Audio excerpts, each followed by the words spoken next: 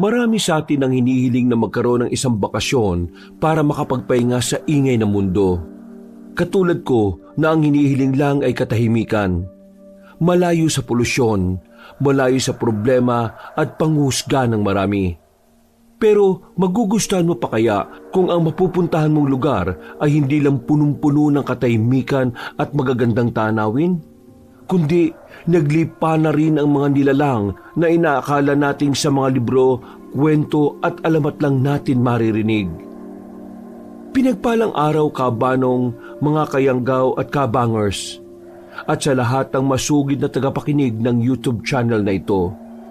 Ako po si Michael Pangil. Hindi ko tunay na pangalan. Magsa-36 na po ako ngayon at nangyari ang ibabahagi kong kwento 5 taon na ang nakakalipas. Bago pumutok ang pandemic sa buong mundo. Kabanong, mga kabangers at mga kayanggaw, ito ang aking kwento.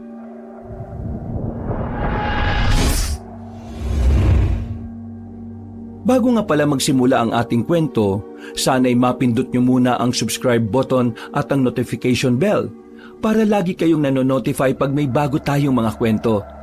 At huwag nyo rin kalilimutan mag-like at comment. Napakalaking tulong po ito sa ating channel para mas makapagatid pa kami sa inyo ng mga magaganda at mga nakakapangilabot na mga kwento. At ngayon, sa ating pagpapatuloy. Tinapik ako ng asawa ko matapos naming makita ang naglalakad na lalaki sa gilid ng tinatahak naming kalsada. Palubog pa lang ang araw pero nakakaawa pa rin dahil kita ko ang hirap at determinasyon ng nasabing lalaki. Meron siyang dalang basket at sigurado kami ng asawa kong si Angela na balot ang laman nun. Ganun kasi ang mga nakikita kong lagayan ng balot na nagtitinda sa bangketa sa Baklaran at sa iba pang parte ng Kamaynilaan. Love, nakakaawa naman yung lalaking yun, no? Parang hirap na hirap. Pasakay na kaya natin? Ha? Sigurado ka? Ewan ko rin. Basta para ako naaawa eh. Nakakaawa nga pero mahirap na rin kasing magpasakay ng mga ganyan lalo na ngayon. Alam mo na, hindi naman sa panghusga. Uso na kasi ngayon at marami nang gumagawa ng kalokohan eh. Sa bagay, may punto ka naman. Pero sabihin mo lang kung hihintuan natin ha.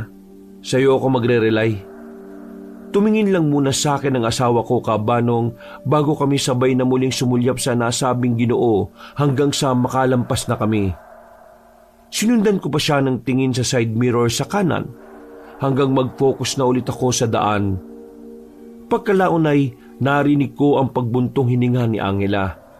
Kaya hinimas ko na lang siya sa balikat habang nakatuon pa rin sa tinatahak naming kalsada. Napunta kami sa pagbibiyahe ngayon kahit malapit na ang bagong taon dahil sa isang dahilan. Lawag man sa nakasanayan ng pamilya ay ipinilit ko pa rin na makapagbakasyon kaming mag-asawa. Ito lang kasi ang pagkakataon na free kami pareho. Kaya naman kabanong, kahit pa nagagalit na ang mga magulang kong sina Tatay Rafael at Nanay Donatello ko, ay tumuloy pa rin kami. Kahit pa tradisyon ng pamilya namin na mag-reunion kapag ganitong panahon. Gusto rin kasi namin pareho ni Angela na katahimikan lalo na sa aming mga kamag-anak. Mababait ang mga magulang ko, pero pagdating sa mga kamag-anak ay meron akong masasabi pero hindi ko nilang ibubunyag dito ang ilan. Tipikal lang din naman na problema ng isang magkakamag-anak ang magpatalbugan ng mga narating sa buhay at magpasikatan. At ayaw ng ganun ng asawa ko, lalo na't lumaki rin siya sa hindi masayang pamilya. Pero dahil po sa ginawa naming ito, ay alam naming pareho ng aking asawa na lalo lang tuloy mag-iiba ang tingin nila kay Angela. Ayaw ko rin naman ng ganon. Ilang beses kong kinumbinsi ang asawa ko, pero mas gusto na rin niya na magkaroon kami ng me time. At kung ano ang magpapasaya sa kanya, yun na rin ang magpapasaya sa akin. Yun nga lang, marami pa rin akong naririnig mula sa ibang kamag-anak ko. Katulad ng magmula ng maging mag-asawa kami ni Angela, ay madalas na raw akong sumuway. Natural lang naman siguro yun sa buhay ng isang may asawa. Hindi naman na ako minor de edad na kailangang pagbigyan ng hiling nila.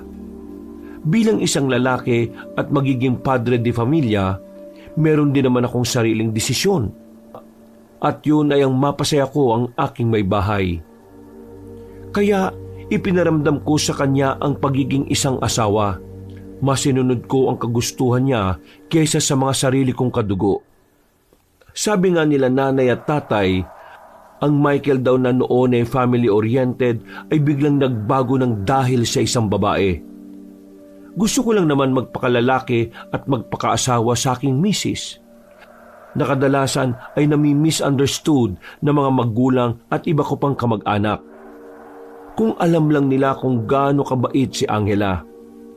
At yun na nga po kabanong, habang nagdadrive ay napansin kong tahimik ang aking misis. Kaya muli ko siyang kinalabit at nginitian. Bakit? Wala lang. Tahimik ka na naman kasi. Iniisip mo pa rin ba yung lalaking magbabalot kanina? Hindi naman na. Pero pinaalala mo yan tuloy naisip ko uli. Ang isipin na lang natin na taga rito yung lalaking yun. Actually, yan talaga ang naisip ko kanina. Pagkatapos noon, hindi ko naman na siya inisip. Ganun pala. Bakit parang tulala ka dyan kanina? Ano bang nasa isip mo? Maliban sa akin, ha? Bakit naman kita iisipin? Magkasama na nga tayo Sa bagay. Pero, ano nga yung iniisip mo kanina, love? Yun ba? Ano kasi, naisip ko lang na buti naman at pumayag sila mama at papa mo. Akala ko magagalit na naman sila at didiktahan ka sa gusto mong mangyari sa buhay mo. Sa buhay natin.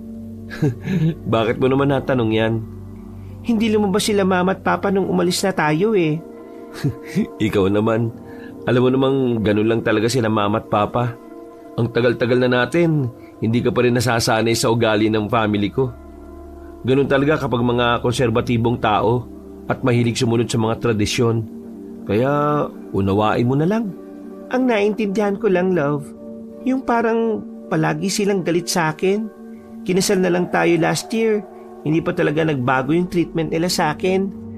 Lalo na nung iba mong mga kamag-anak. I'm sorry, love, if you still feel that way.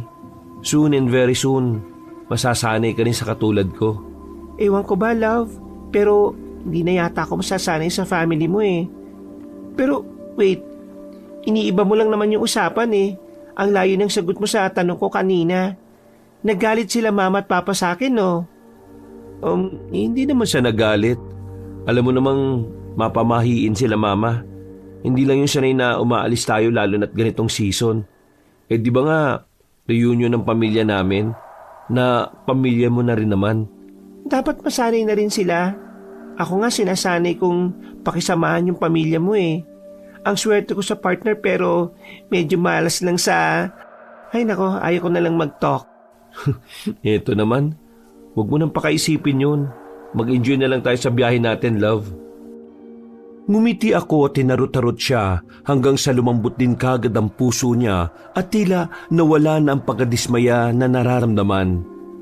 Maya-maya ay itinigil ko na ang pagkiliti kay Angela at muling itinuon ng buong atensyon ko sa pagdadrive. Nang saglit kong sulyapan ng aking asawa ay nag-scroll na siya ng kanyang social media account. Pagbaling niya sa akin ay nakangiti lang siya pero halata sa mga mata ang lungkot. Oh, bakit parang ang lungkot ng mga mata mo? Wala lang. Naisip ko lang na dapat sinunod na lang muna natin sila mama at papa para at least wala na rin gulo, diba? Medyo na-stress tuloy ako Para mawala yung stress mo, love, i-turn off mo na yung phone mo and let enjoy this moment. Wala kahit sino. Tayong dalawa lang. Ito naman ang purpose kaya tayo nag-outing, diba? Sige na, please. Turn it off, love. Okay. And then what? Na-turn off ko na. Di magpapatugtog ako ng mga romantic song. Ayos din talaga ang mga taste mo sa music, O, di ba? Mas relax kapag tayong dalawa lang. Malayo sa mundong magulo. Ikaw at ako. I love you. I love you too. In fairness ka talaga, love.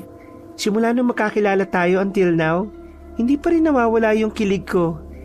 Every time na may ginagawa ka mga ganito para mapasaya ako, napakaswerte ko talaga sa'yo.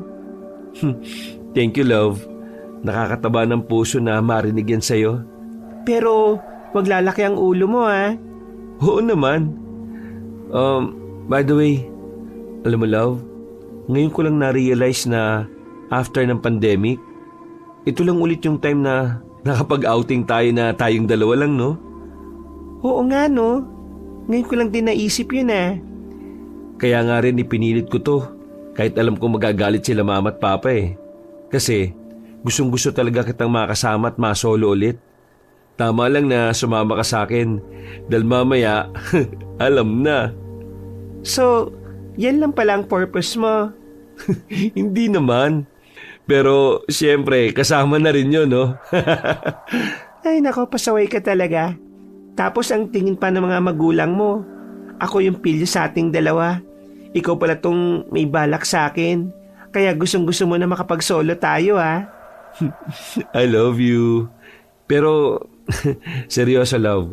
I pursue this kasi, kung mapapansin mo, ito rin yung unang gala natin sa taon na to. Puro na lang tayo trabaho, tapos kung magkikita tayo, magkasama nga tayo sa isang bahay, pero pagod naman tayo palagi. Sa bagay, deserve din naman natin to, di ba? Sana maintindihan niyo ng pamilya mo, no? Sana makita nila yon. Pero wag na nga muna natin silang pag-usapan. Tama ka, mag-enjoy na lang muna tayong dalawa. Sa dami ng mga tinalakay namin habang nasa biyahe, ay hindi na rin namin namalaya na nadaanan na pala namin ng tila isaw na mga kalsada sa gitna ng mga kabundukan. May pagkakataong humihinto-hinto kami para kumuha ng magandang larawan dahil sadyang maganda rin talaga ang tanawin. Kahit pang ilan sa mga bundok na nakikita namin ay parang nalalagas na ang mga kapunuan. Sa pagpapatuloy ng biyahe ay halos magkandaligaw-ligaw na nga rin kami dahil wala ng signal. Hindi na namin malocate ang daang tinatahak papunta sa pagbabakasyonan naming mag-asawa. At para masolusyonan ang tungkol sa bagay na ito, ay nagpasya na lang kami na dire-diretsuhin ang pagbabiyahe. Kung ano ang una naming mapuntahang lugar, ay doon na lang kami magse-celebrate. Padilim na rin kasi at medyo nakakatakot na ang lugar. Pagsapit ng ilang pang oras, ay narating na nga namin ang isang beach resort at talaga namang hindi kami nadismaya. Sa malayo pa lang kasi ay alam na namin ang malinaw na tubig dagat dahil sa kulay nito. Maliwalas din ang kapaligiran at ang mas lalo naming nagustuhan ay hindi crowded ang nasabing lugar. Para bang ang layo-layo nito sa kabiasnan. Ang ganda rito, love. Oo nga Pero parang ang weird lang, no? Biruin mo, sa ganda nitong tanawin parang tayo lang yatang turista. Wala namang weird doon. Kasi kapag ganitong mga magbabagong taon, bihira lang talagang gumagala na pamilya. Usually, nasa bahay lang. Reunion, paayabangan, at kung ano-ano pang pataasan ng narating ng mga magkakapamilya. Kaya nga tayo humiwalay ngayong magbabagong taon, di ba? Huwag ka naman masyadong harsh sa family mo, love. I'm just stating the facts, love. Anyway, alam mo, love, mukhang napaganda pa yata yung pagkakaligaw natin Biruin mo, napadpad tayo sa lugar na hindi crowded. At least, may enjoy natin yung bakasyon. Oo nga Ang cool na mga pangyayaring to. Panig na panig talaga sa atin ng tadhana. Natigilan na kaming dalawa sa pag-uusap nang makarinig ng boses ng Ginoo mula sa hindi kalayuan. Sumigaw yon ng balot kaya pareho kaming napalingon sa kinaroroonan ng nasabing boses. At habang papalapit sa amin ang nasabing boses ay unti-unti naming nakikita kung sino yon. Nagkatinginan kami ni Angela matapos mamukaan kung sino ang nagtitinda ng balot. Ito rin yung Ginoong nakita namin sa daan kanina. Love, siya yun, di ba? Oo nga eh. Siya yung lalaking yun. Paano siya nakarating dito? Malayo pa yung lugar kung saan natin siya nakita ah. Oo nga eh. Pero, alam mo naman ng mga taga-probinsya, hindi nagsalita ang asawa ko dahil dumaan na sa harap ng sasakyan namin ang nasabing nagtitinda ng balut. Sa pagkakataong yon, ay saglit siyang huminto at tumingin sa amin. Hindi ko rin alam kabanong, pero nakaramdam ako ng kakaibang kilabot. Pero hindi ko lang pinahalata kay Angela. Hindi na lang din namin pinansin dahil hindi ko pa naman alam na mga oras na yon na simula na pala ito ng matinding pagbabago sa aming bakasyon. Isang bagay na hinding-hindi ko makakalimutan hanggang sa pagtanda ko. Pagkaalis ng Ginoo ay nagkatinginan lang kami ni Mrs. Tumawa pa siya kaya nawala na rin sa isip ko ang kaba. Takang-taka lang talaga kami pareho dahil hindi ko inakalang halos makakasabay naming makarating ang Ginoong yun dito. Partida at nakasasakyan pa kami. Pagkatapos ng pagtataka, ay naghanap na ako na mapagpaparka ng sasakyan. Maya-maya lang ay lumabas na rin kami ng sasakyan, dala ang aming mga travel bag at naglakad na para hanapin ang reception area sa lugar na yon. Pero bago yon, ay napadaan muna kami sa ilang kabahayan ng mga lokal na naroon. Habang nagpapatuloy kami sa paglalakad ay hindi rin namin maiwasang mailang. Halos lahat kasi na makasalubong namin mga tao ay tila naka-all eyes sa amin kabanong. Pakiramdam ko tuloy ay ngayon lang sila nakakita ng mga turista. Pero siyempre, isinantabi ko na lang ang mga kakaiba kong pakiramdam. Dahil doon ay dinikitan at inakbayan ko na lang din si Mrs. habang patuloy kami sa paglalakad. Okay ka lang ba, love? Oo naman. Bakit mo naman natanong? Baka lang kasi hindi eh. Buti naman kung ganun. Ikaw, okay ka lang ba? Parang ikaw ang hindi okay, love eh. Ang creepy lang kasi ng mga tingin nila sa atin, love eh. Medyo nakakailang para tuloy akong artista eh. Aray! Ano ka ba, love? Loko-loko ka talaga. Hayaan mo nga sila. Ganyan talaga ang mga probinsyano. Mas malala pa nga sa amin eh. Dati kapag umuwi ako ron, sumusunod talaga yung mga chismosa sa bahay. Natural na reaksyon yun ng mga taga-probinsya. Pero hindi ko naman nilalahat ha. Sa bagay, lalo na't medyo malayo sa kabiasnan tuong napuntahan natin. Tama ka. Kaya, deadmahin o ngitian mo na lang sila.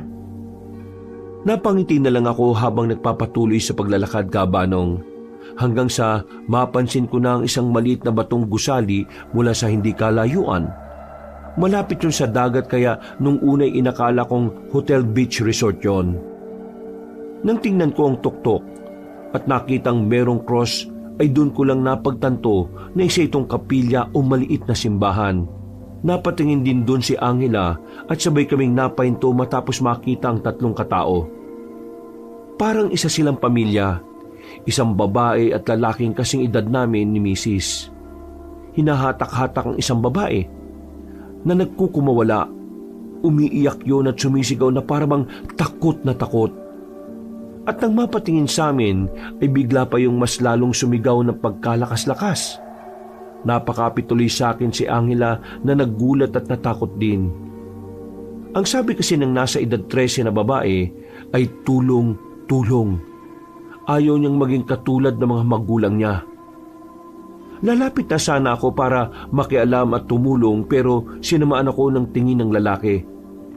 Habang ang asawa niya naman ay pinagpapapalo sa puwet ang anak na nagkukumawala at humihingi ng saklolo sa amin. Dinig na dinig namin ng aking asawa ang sabi ng ina ng batang babae. Ang sabi niya ay, "Suwail kang bata ka. Dapat talaga sa'yo mabindisyonan para matuto kang sumunod sa mga magulang mo." Kasabay ng mga salitang yon ay ang lalo lang pagwawala at pagmamakaawa sa amin ng batang babae. Hinawakan din tuloy ako ng mahigpit ni Mrs. at binulungan. Hayaan na lang natin sila, love.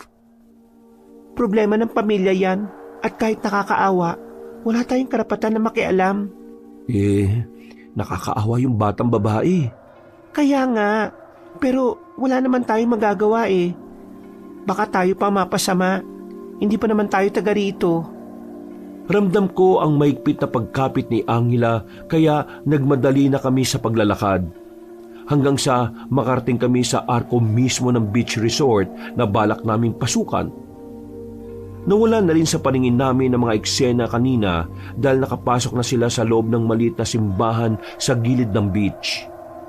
Ako naman ay muling natulala sa ganda ng tanawin habang pinagmamasdan din ng papalubog na araw. Ni hindi ko na nga namalaya na wala na pala sa tabi ko si Mrs.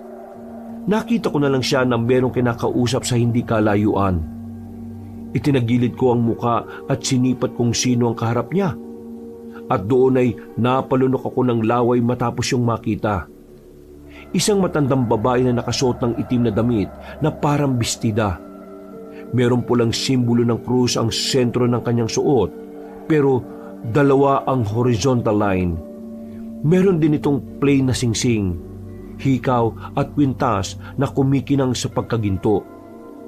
At base sa postura ng matandang babaeng nasa 4 na talampakan ng taas, ay mukha itong may kaya sa buhay.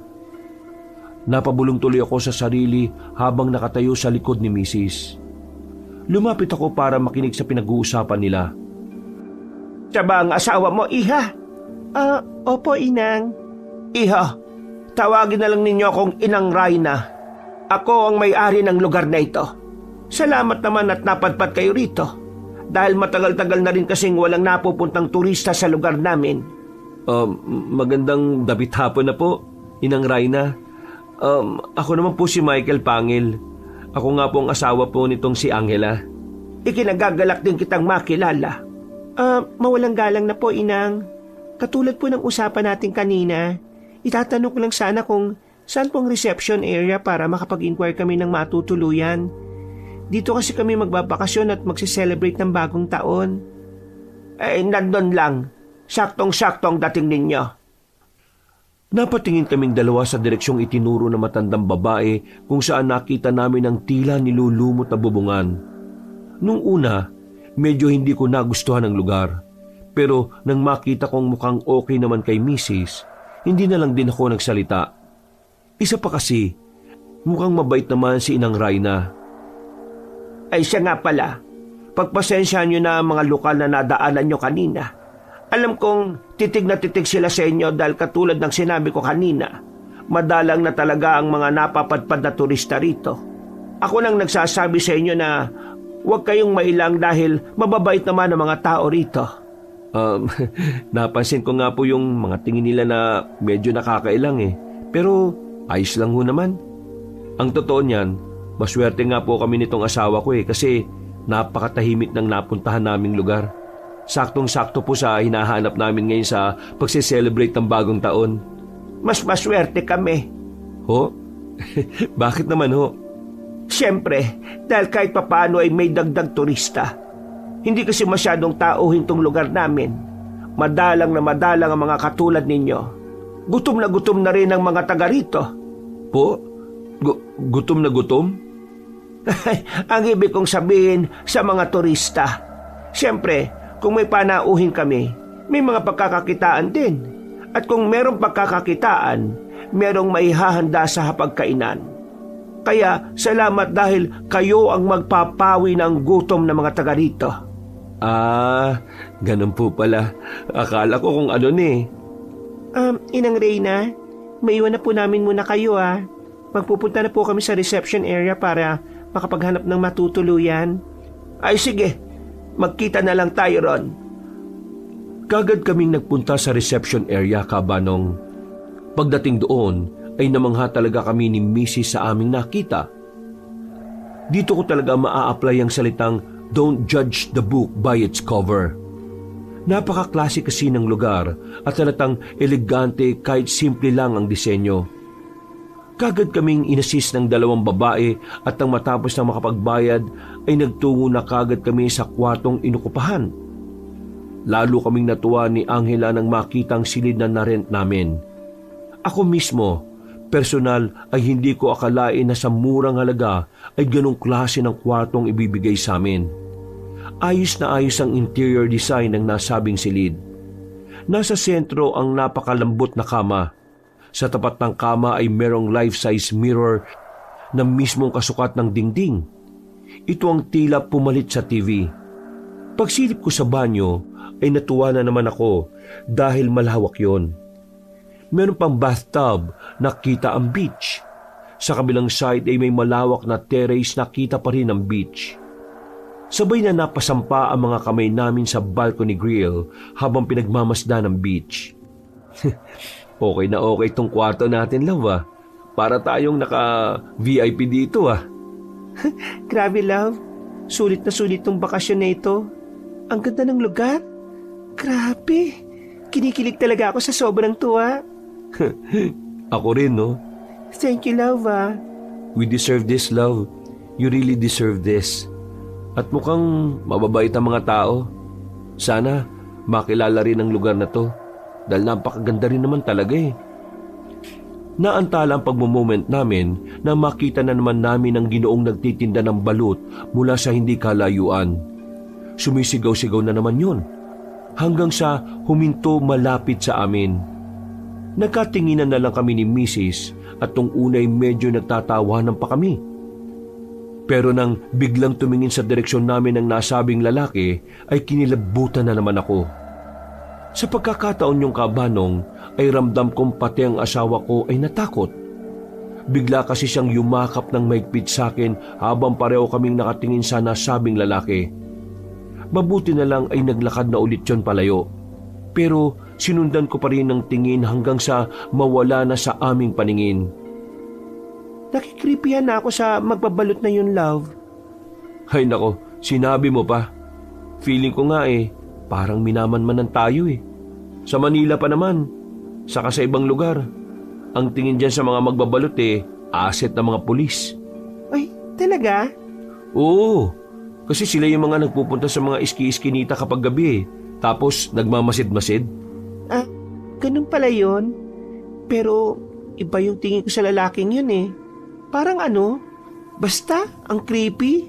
Naawa pa naman ako nung una natin siyang nakita sa gilid ng kalsada. Hayaan na nga natin siya. Basta, wag lang siyang magkakaamaling gumawa ng masama dahil kahit taga rito pa siya hindi ako magdadalawang isip na patulan siya. Naantala na naman kami sa pag-uusap ni Angela matapos naming marinig ang tatlong magkakasunod na katok sa pinto. Nagkatinginan kami bago bumitaw sa pagyayakapan. Naglakad ako papunta sa pinto at kagadtong binuksan.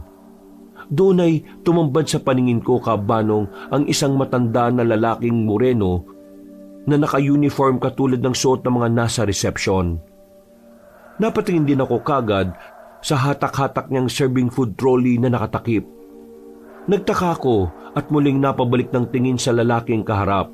Magandang gabi. Ako si Leonardo, Mr. and Mrs. Pangil. Yes po. At magandang gabi rin. Para sa inyo itong pagkain. Wala naman kaming in-order Baka nagkamali ka lang, bro. Love, nag-order ka ba ng food? Wala pa. Di pa ako nag-order ng pagkain natin. Bakit? Nagugutom ka na ba? Pasensya na, Leonardo Hindi pa kami nag-order ng pagkain Baka sa iba nga yan. Sa inyo to, sir. Ipapaliwanag ko na lang para hindi kayo magtaka. May libreng pagkain kasi ang lahat ng mga newcomer dito sa beach resort ni Lola. Nang inang rain ako. Kaya wag po kayo mag-alala dahil wala po kayong babayaran. Ha? Seryoso? Seryoso, sir. Ano, pwede naman akong pumasok? Sige, sure. Sige. Tumabi ako sa gilid at tinayaan pumasok sa loob si Leonardo hanggang sa huminto sa dining table. Pagkatapos ay sumunod ako roon. Nang makita naman yon ni Angela mula sa kinapupwestuhan, ay lumapit din siya sa amin. Oh love, umorder ka na pala Hindi pa, pero free food daw yan. Offer mismo ni Inang Raina. Ah, talaga? Ang galing naman. Ang bango Nagutom tuloy ako bigla. Ako nga rin Okay na, ma'am. Sir, nawa magustuhan nyo itong mga pagkain. Kung may kailangan kayo, sabihin nyo lang po Okay. Thank you, Leonardo. Pakisabi na rin kay Inang salamat ng marami Sabay namin pinagmasdan si Leonardo hanggang sa mawala na ito sa paningin namin. Pagkasara ko ng pinto, ay tila nagtataka pa kaming nagkatinginan ng asawa ko. Hindi pa rin kasi kami makapaniwala sa ganitong eksena. Alam naman namin may mga free food sa mga 5-star hotel, pero sa ganitong halos hindi naman tinatao, parang lugi kapag nag-offer pa sila ng free food. Sure na free food to, love? Free food nga daw talaga nila yan sa mga newcomer. Ang galing no? Wow, ang galing The best talaga ang beach resort na ito. Hindi tayo nakamali ng piniling puntahan. Oo nga O tara, kain na muna tayo. Tikman natin kung gaano kasarap ang pagkain. O sige, pero wait lang, huwag mo munang galawin. Pipicturean ko muna para i-post na with hashtag. Wala talagang signal dito, no? Okay lang. E di, kapag nagkaroon na ng signal. Napailing na lang ako habang tinatawanan si Mrs.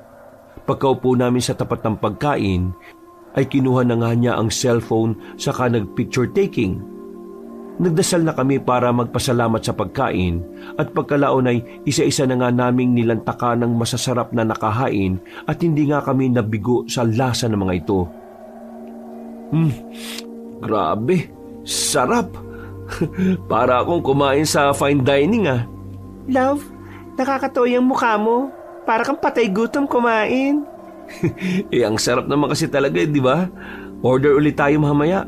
Grabe, the best talaga itong beach resort na ito. I-recommend ko nga to sa mga kakilala ko. O sige na. Kumain na muna tayo para makapunta tayo sa beach. Gusto ko na rin maligo Wala na nga kaming sinayang na oras, Kabanong. Nagpatuloy kami sa pagkain at dahil sa masasarap na nakahain ay naubos nga namin itong lahat. Nabusog talaga ako ng gusto. Ang sasarap kasi talaga.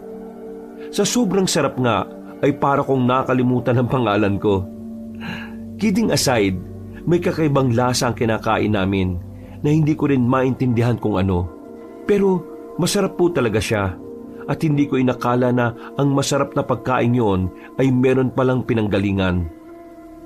Pagkatapos namin kumain at magpahinga saglit, ay dumaan muna kami sa reception area para personal na magpasalamat sa free food.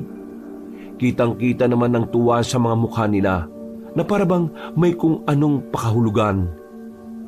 Dahil hindi na namin nakita si Inang Rayna at Leonardo, tumakbo na kami kagad ni Mrs. sa beach. Medyo madilim dahil kaunti lang ang ilaw. At nasa parte pa lang kami ng matatayog na puno ng buko at tuwang-tuwa na ang aking asawa dahil talaga namang napakaganda ng lugar. Hindi ko talaga ito ini-expect. Bukod sa magandang lugar, ay napaka-peaceful dahil hindi crowded. Paglagpas ng bukana, ay saglit kaming naupo sa free cottage na malapit na lang din sa napakalinaw na beach. Hinawakan ko pa ang maputlang buhangin habang nakatanaw sa karagatan. Love, yung buhangin, hindi kasi puti ng Boracay pero pinong-pino rin siya at malinaw talaga ang beach Nakikita mo yon? Kahit madilim na, kumikinang-kinang. You're right, love. Gusto mo na bang maligo? Ako gusto ko nang maligo pero pakicheck nga muna dyan sa pouch yung sunscreen ko. Ha? Magsa-sunscreen ka pa? Wala namang araw. Baka mga team pa rin ako Sige na, please, pakuha na. Ay nako, baka naiwan mo, love. Wala dito Di ba kalalagay mo lang ng kanina? Oo nga, love. Naiwan ko pala sa banyo. Ano ba yan, love? Maglalagay pa naman din ako. Ba't mo naman kasi iniwan dun? Kasi sabi mo lang na wala namang araw tapos maglalagay ka rin naman pala. Please, balikan mo na lang doon. Total, maglalagay ka rin naman Sakto, hindi ko rin masyadong nalagyan tong legs ko dahil nagmamadali tayo kanina. Masyado tayong excited Sige na, hintayin kita rito. Please. Dalawa na tayo, love. Ang daya mo naman sa akin Love, ang sakit na ng paa ko. Pagod na ako maglakad. Kayang-kaya mo na yan. Sige na, please. Please. Thank you in advance and I love you. Napaungot na lang ako dahil sa pagiging marupok at dahil alam kong wala na ako magagawa kundi sundin ang sinasabi ng pinakamamahal kong babae. Naglakad na nga ako pabalik sa hotel room ng aming tinutuluyan, Kabanong. Habang tinatahak ang daan papunta roon, ay napansin ko na naman ang nagtitinda ng balot. Umiwas na lang ako ng tingin sa Ginoo dahil iba talaga ang aking pakiramdam. Para akong kinakain sa pamamagitan lang ng pagtitig ng lalaking yon. Pero sumunod sa akin ang lalaki kaya huminto na ako at hinarap siya. Hindi na rin kasi ako nakatiis. Bigla rin tuloy akong nag-alala para kay Angela dahil siya lang ang naiwang mag-isa sa tabi ng beach. Mawalang galang na ho Pasensya na Sinusundan mo ba kami ng asawa ko? Gusto mo ba ng balot, iha? Ho? Hindi ho. Wag na wag kayong kakain ng kahit anong ibibigay sa inyo. Dahil kapag ginawa niyo yon, unti-unti nyo na silang magiging kauri. Ho? Anong sinasabi niyo, Manong? Umalis na kayo sa lugar na ito habang may oras pa kayo. Kapag lumalim na ang gabi, mahihirapan na kayo makatakas sa mga liw-liwa. Lalo na't kumain kayo ng mga pagkain nila. Masusundan nila kayo at masusundan kahit saan kayo magpunta. Nababaliw ka na, Manong. Ay nako, tiyan ka na nga. Tama nga ako. Ha? Ano bang sinasabi niyo? Kumain kayo ng mga niluto nila. Hindi nyo na sila matatakasan kahit makalis pa kayo rito. Kailangan nyong kumain itong balot ko. Hindi kayo dapat magtiwala sa mga kinahain nila sa inyo. Mapapahama kayo. Bakit ka naman tatanggapin yan? Saka, ano ba mga pinagsasasabi mo? Mas mukha ka pang hindi ka tiwa-tiwala kaysa sa mga taga dito Kunin mo tong balot at umalis na kayo. Mapapahama kayo ng asawa mo. Kapag may nangyari sa asawa ko, humanda ka talaga sa akin. Hahanapin kita kahit saan. At kahit matanda ka na, hindi ako magdadalawang isip na bangasan niya mukha mo. Malis ka na nga, Manong. Hindi ko na siya hinayaang magsalita pa. Ako na mismo ang naglakad palayo. Mabuti na lang din, Kabanong, ay hindi na sumunod ang lalaking yon. Dahil kung nagkataon ay baka hindi na rin ako nakapagtimpi pa. Binalikan ko ang kinaroroonan ni Mrs. at nang makita kong tila nag-i-enjoy naman siyang mag-isa, ay nakahinga ako ng maluwag. Napatingin pa siya sa akin at nagtanong kung nakuha ko na yung sunscreen. Tumawa lang ako at saka nagsabing kukunin ko na ulit. Pagbalik ko ay wala na nga ang lalaking magbabalot.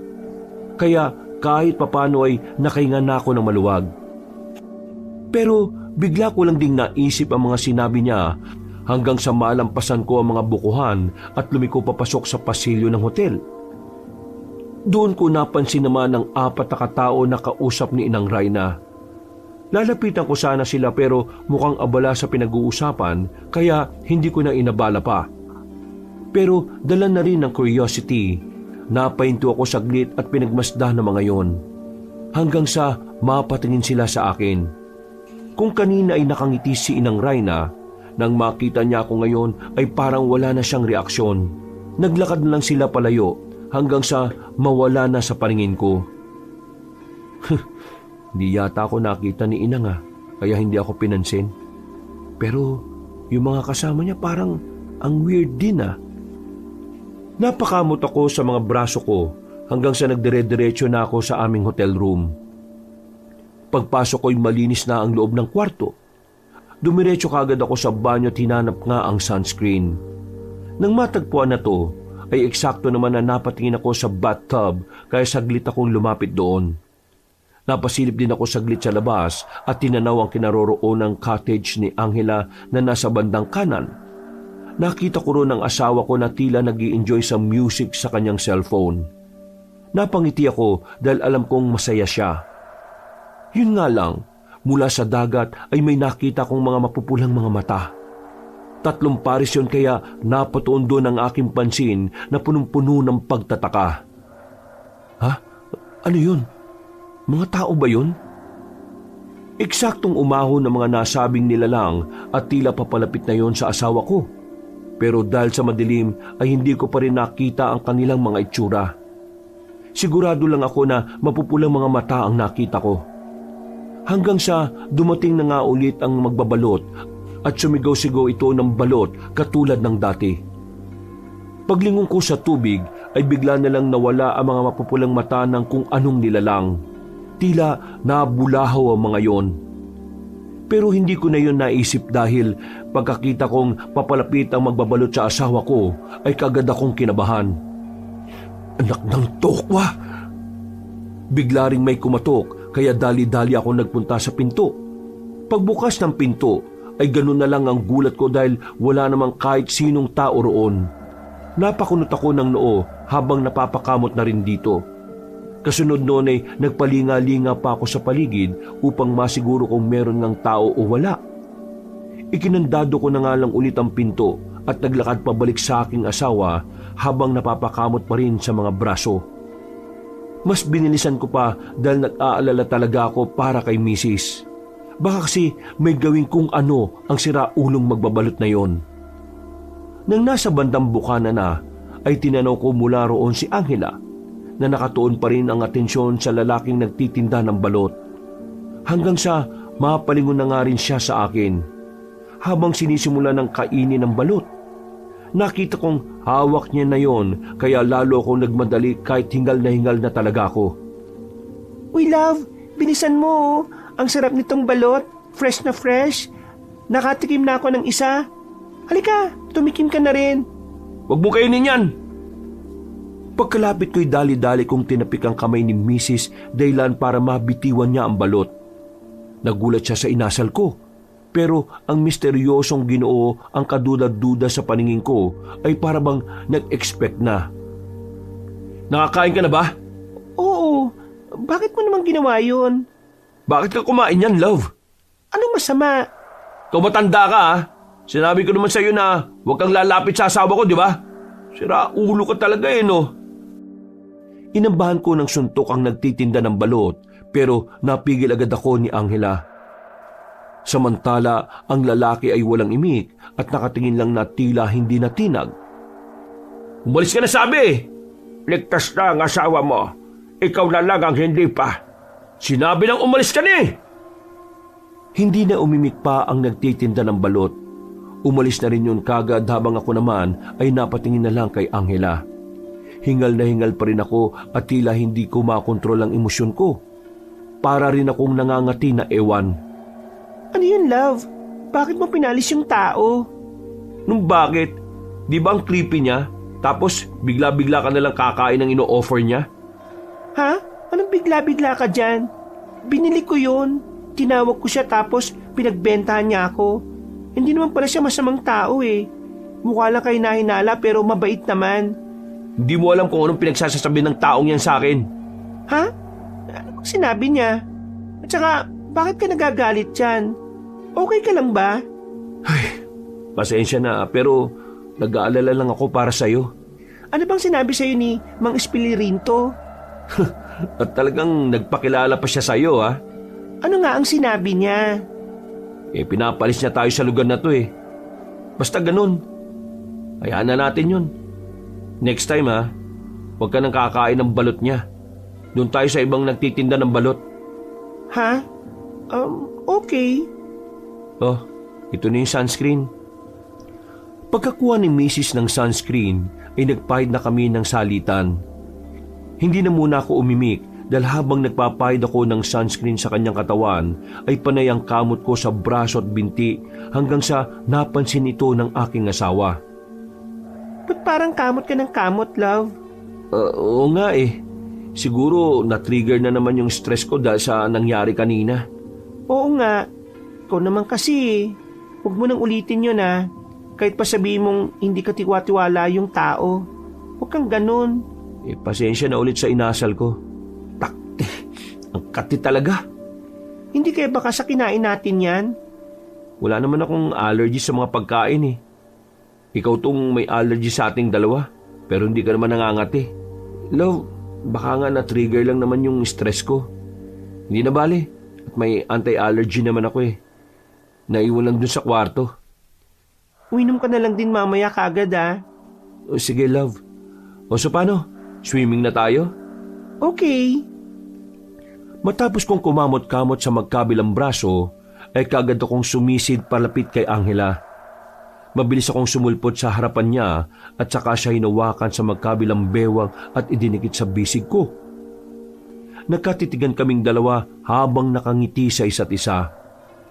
Pagkatapos noon ay kagad ko siyang sinikil ng nag-aalab na halik. Tumagal ng halos 40 segundo bago maghiwalay ang aming mga labi, subalit nanatiling magkadikit ang aming mga bisig. I love you so much, my Angela. I love you too, my Michael. Sa gitna ng malamig na gabi, ay nagpatuloy ang aming paglalambingan hanggang sa mauwi kami sa malimit na ginagawa ng mag-asawa. Matagal ko na rin pangarap ang mangyari ang ganon sa amin sa dagat at sa wakas ay natupad din, Kabanong.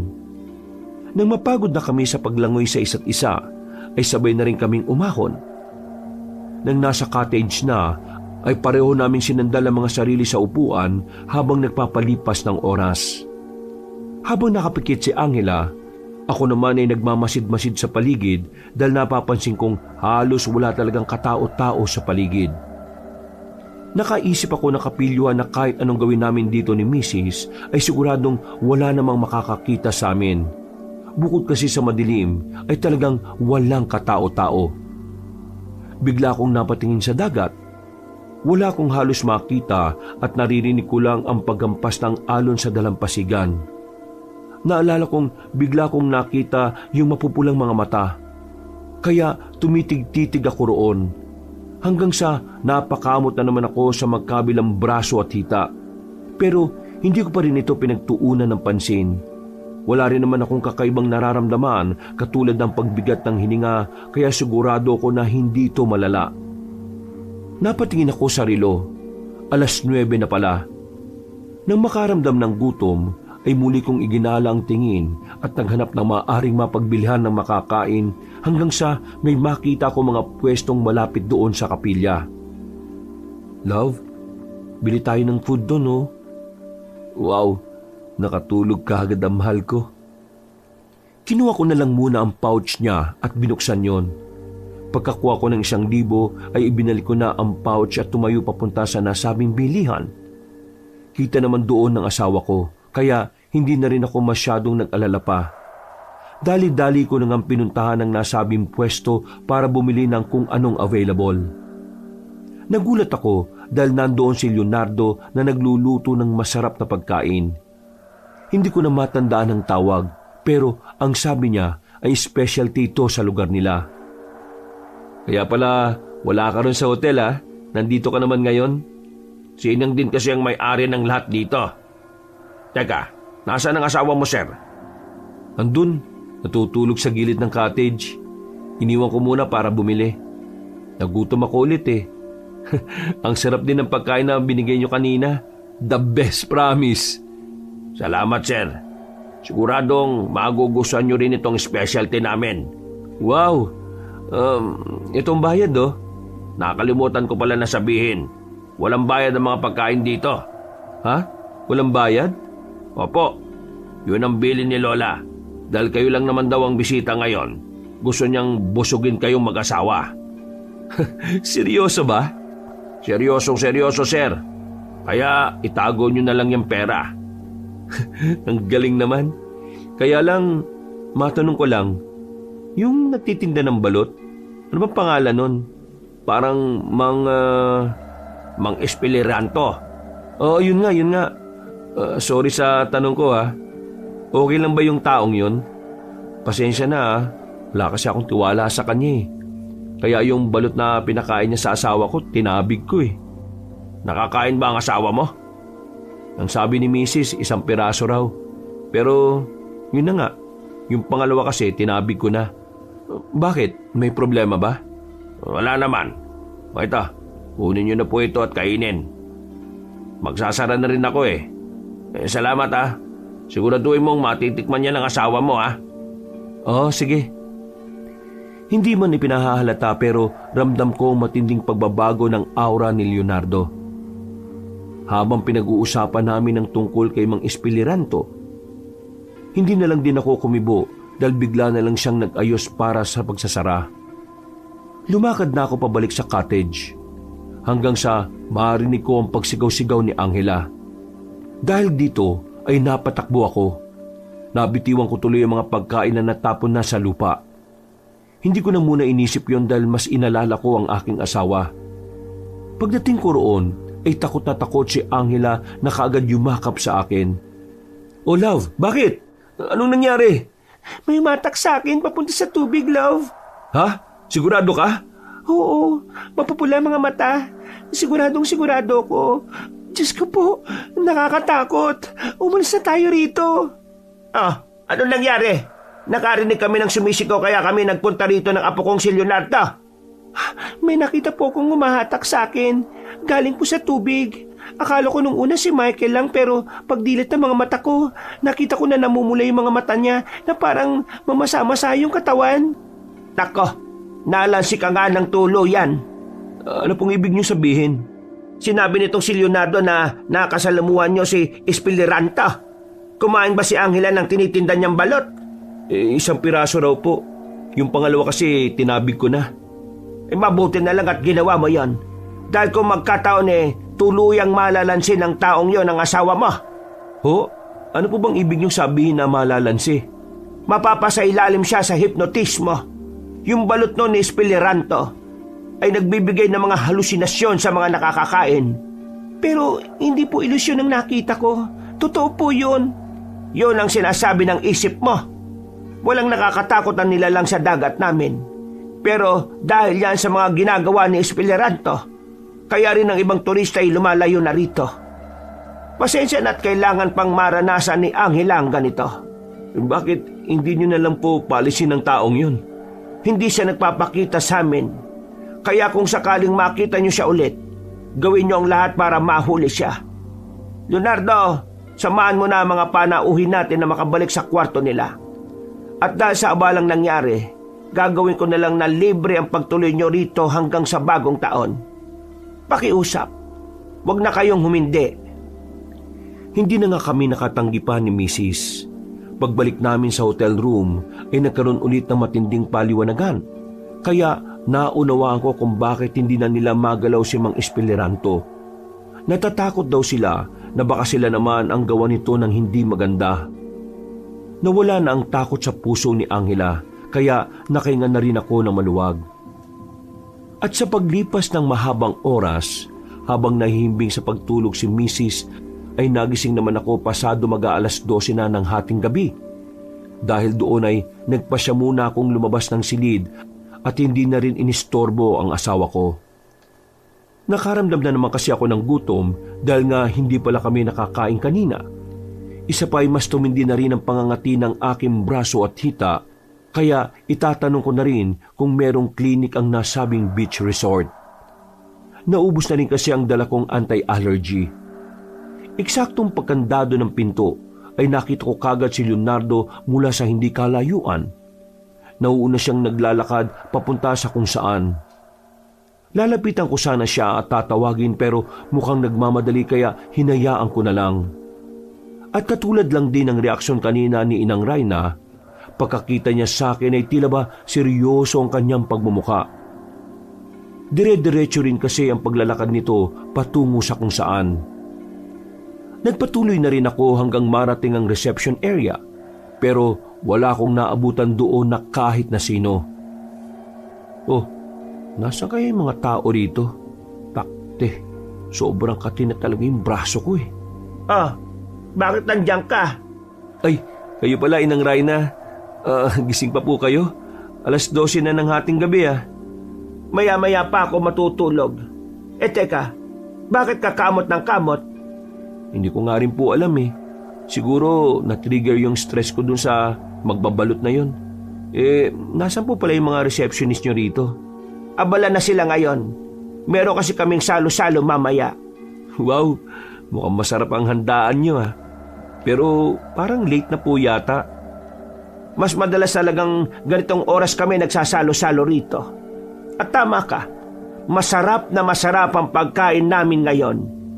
Dahil yung isa roon, may pampalasa na akong nilagay. Ho? Pampalasa? Ano pong pampalasa? Hindi mo ba naamoy, Michael? naaamoy? Hindi po eh. Amoy na amoy ko nga dahil sobrang lapit sa akin. Mas lalo tuloy akong natatakam. Parang gusto ko nang kainin. Po? Pasensya na. Huwag mo na lang akong pansinin. Hinihintay lang namin yung ibang panauhin. May iba pa pong bisita? Hindi na siya sumagot, Kabanong. Tumingin na lang siya sa akin at makahulugang ngiti lang ulit ang isinukli niya. At kitang-kita ko ang tila pamumula ng mga mata niya. Umiwas lang kagad siya ng tingin at lumayo sa akin. Bumalik na lang ako kagad sa kwarto at ang nasa pasilyo na ay napatingin ako sa bandang beach. Doon ko nakita ang iilang katao. Pero hindi talaga ako sigurado kung may mga tao nga talaga ang mga yon. Para kasing nangingintab sa pagkaitim ang mga balat nila at medyo kumikislap ang mga mata. Napahinto ako at napatingin doon hanggang sa maaninag ko ang isang lalaki na tumatakbo na takot na takot. Nakita kong napapalingon yun sa akin at tumatakbo papunta sa kinaroroonan ng hotel. Pero hinahatak siya ng kung sinong nilalang na sinabi ko kanina. Ha? Anong nangyari ron? Bakit nila hinahatak yung lalaki? Sino ba yun? Naudlot na ako sa pagsasalita dahil nakakawala ang sinabi kong lalaki sa pagkakakapit ng mga humahabol sa kanya. Tumakbo na nga yun papunta sa akin subalit bago pa makalapit ay nadapa sa may buhanginan bago muling nagsisisigaw. Dinig na dinig ko ang mga sinasabi niya, Kabanong, at hindi ko yun malilimutan hanggang ngayon. Humihingi siya ng tulong at nagmamakaawa habang nakatingin sa akin na iligtas siya. Ako naman, sa sobrang pagkabigla, ay napatago sa isang gilid. Nakikinig lang ako sa mga sigaw at tawanan ng mga nilalang doon. At bago pa makarating sa kinaroroonan ko ang mga nilalang na yon, ay merong humatak sa akin. Nakipagpambuno pa ako pero dahil na outbalance ako kaya hindi na ako makaalma pa. Nagulat na lang ako dahil pumasok kami sa isang silid at kinandado ng kung sino ang pinto. Binitiwan niya ako pagkalaon. Kaya pagtayo ay dali-dali ko siyang hinarap. Nagulat ako nang makita si Mang Espiliranto. Ha? Ikaw? Walang iya ka? Anong ginawa mo sa asawa ko? Hindi mo yata naiintindihan ang nangyayari sa lugar na ito, iho. Hindi ako makikinig sa'yo. Sabi ni Inang Rayna, kapag nakita kita sabihin ka agad sa kanila. Gawin mo yon para hindi na kayo makalis ng asawa mo sa lugar na ito. Gawin mo na ngayon. Ipagsigawan mo sa kanila na nakita mo na ako. Gagawin ko talaga. Nakita mo yung lalaki kanina? Kapatid siya ni Toxie, ang batang babae na nakita niyong pinapasok doon sa kapilya. Ang pangalan ng lalaking yon ay si Dumas. Katulad ko, ayaw nilang maging katulad ng mga magulang nila. Na mga tao sa lugar na ito, ayaw nilang maging isang liwliwa. Liwliwa? Saka ko na ipapaliwanag. Kainin mo muna itong balang. Bakit ko naman gagawin yon? Sinabi ni Inang Rayna na nanghihipnotismo ka ng tao. Naniwala ka talaga sa sinasabi niya. Yung humatak sa asawa mo, isa yung liwliwa. Kainin mo na to bago pa mahuli ang lahat para sa iyo. Dahil kapag nakaabot sa puso mo mga katikati na yan ngayon sa katawan mo, mapaparalisa ka at doon na isasagawa ng mga taga rito ang masama nilang balak. Anong masama nilang balak? Hindi mo pa rin talaga naiintindihan. Magiging laman-tiyan kayo na mag-asawa ng mga liwliwa dahil kakainin kayo ng mga tao rito. Mga aswang sila. Para akong nabingi sa sinabing yon ni Mang Espiliranto. Naghati rin ang pagdududa ko at ang paniniwala. Kaya naguluhan ako kung sino talaga nagsasabi sa kanila ng totoo. Kung wala kang paniniwala sa mga sinasabi ko, kalimutan mo na ang lahat ng ito. Kung sakaling malagay na kayo sa altar, makiusap ka na lang na maging kauri sila para hindi kayo patayin. Pero sa tagal ng hindi nakakatikim ng sariwang karne at dugo ng tao mga taga rito, hindi ako sigurado kung pagbibigyan nila kung sasabihin mo yon. O siya, sige na. Maiwan na kita dyan. Teka lang. Kapag may nangyaring masama sa akin sa pagkain ng balot na to, hahabulin kita hanggang sa kamatayan. Tanda mo yan! Kapag hindi mo pa kinain ang balot na yan, siguradong kamatayan ang naghihintay, hindi lang sa'yo, kundi pati mismo sa asawa mo. Dahil sa mga sinabi niyang yon, kahit nag-aalangan ay kinain ko na ang balot. Naubos ko ang isa pero pinakain niya pa sa akin ng isa pa para raw mas makasiguro kami. Pagkatapos noon ay nagpunta na kagad kami sa kwarto namin. Mabuti na lang din ay tulog na tulog pa si Angela na walang kaalam-alam sa mga nangyayari sa paligid. Dali-dali kong ginising ang asawa ko at nang makita niya si Mang Espeleranto ay muntik pa siyang mapasigaw. Mabuti na lang ay natakpan ko kagad ang bibig niya. Pinahinahon ko muna siya bago magkwento. Bakit siya nandito? Narinig mo naman yung sinabi nila Inang Rayna, di ba? Baka nilansi ka na rin niya. Kung nilansi ko siya, bakit ngayon magaling na ang kanyang katikate matapos siyang kumain ng balot? Ha? Kumain ka ng balot, love? Oo pero wala na nga yung mga katikati ko kanina. Paano nangyari yon? Dahil ang balot na kinain mo ay hindi naman ordinaryo. Itlog yun ng mga alaga kong mahiwagang pato. At lahat ng klase ng panlalansi ng masasamang elemento ay napapawalang bisa nito. Baka mamaya, yung sinasabi ni Inang Rayna, ginagamitan mo kami ng ilusyon para magawan mo kami na masama. May dahilan ba para gawin ko yan? Nung una nyo pa lang akong makita, alam ko nang maliligaw kayo sa lugar na ito. Kaya, nanghingi na ako ng tulong sa isang pambihirang nilalang. Kaya nakarating kagad ako rito. Pero limitado lang ang tulong na yon. Kaya kahit gustuin ko man kayong itakas kagad dito, ay hindi ko magagawa. Pasensya na kung may pagdududa pa rin ako pero bakit mo kami tinutulungan? Gusto kong wakasan na ang kasamaan ng asawa ko. Ho? Asawa mo si Inang Rayna? Oo, at apo ko si Leonardo. Ako ang may-ari ng lugar na ito. Pero simula nang magkasakit ang anak naming si Raimundo, ang tatay ng aking apo, isinanla na ng asawa ko ang kaluluwa niya sa demonyo. Matindi ang naging kapalit pero hindi pa rin nailigtas ang buhay ng aming anak. At hanggang ngayon, pinalalaganap ni Rayna ang kasamaan sa mga taga rito. Halos lahat na sila ay nagiging liwliwa. Kaya kahit labag sa loob ko, umalis ako sa lugar na ito at tumanap ng paraan para mapigil ang asawa ko. Hanggang sa makilala ko mga pambihirang nilalang na nagbigay sa akin ng mahiwagang bibe. Kaya naging isa akong magbabalot pero hindi pangkaraniwan.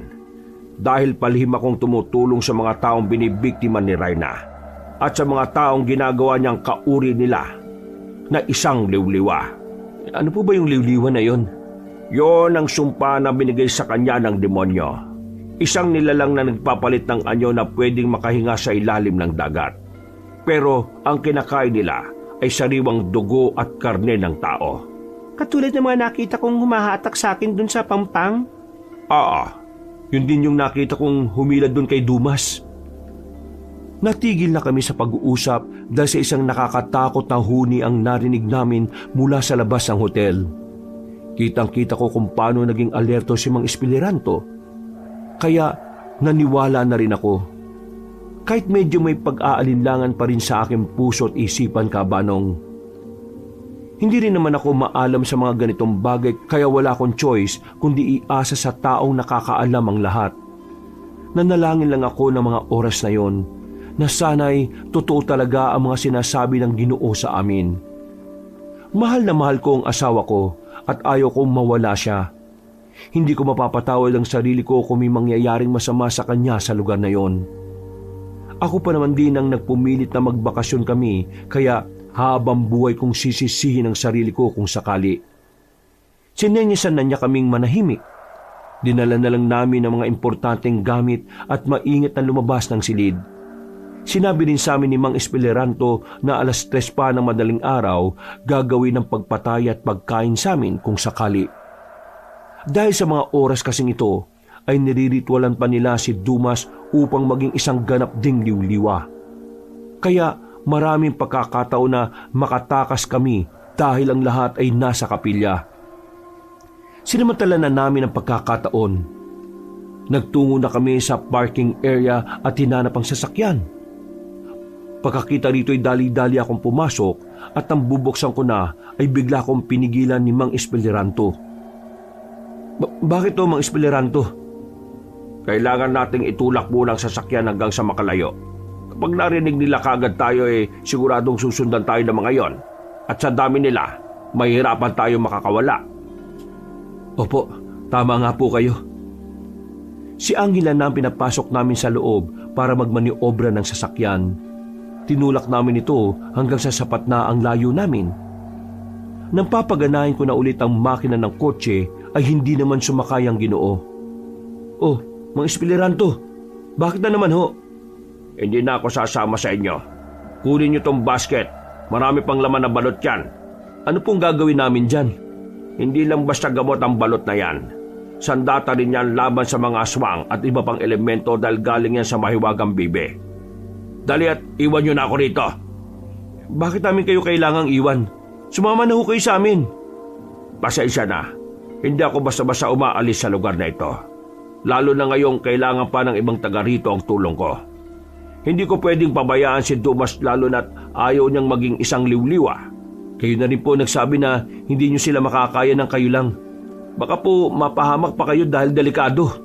Mas ayos na maging delikado kaysa gumawa ng hakbang na pagsisisihan natin habang buhay. Pero wala nang pero-pero. Hindi na ako aalis ulit dito. Hindi ko gagawin yon nang wala man lang akong ginagawa para makapagligtas ng kahit isang buhay pa hanggang sa huli kong hilinga. Pero kung buhay kayo, mas marami pa kayong maililigtas laban sa kanila. O sige, ganito na lang po.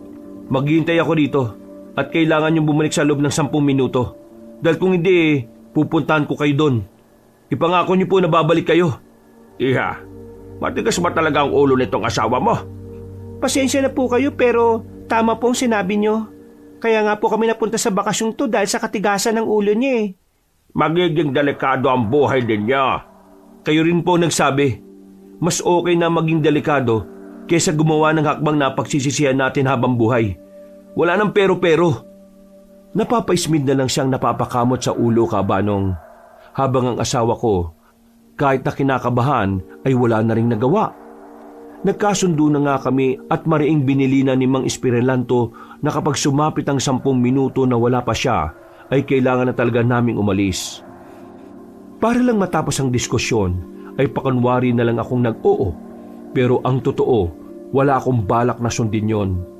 Kapag sumapit ang 10 minuto na wala pa siya, ay pupunta ako sa kapilya upang gumawa ng paraan para mailigtas siya. Humawa kami pareho ng mga balot habang naghihintay.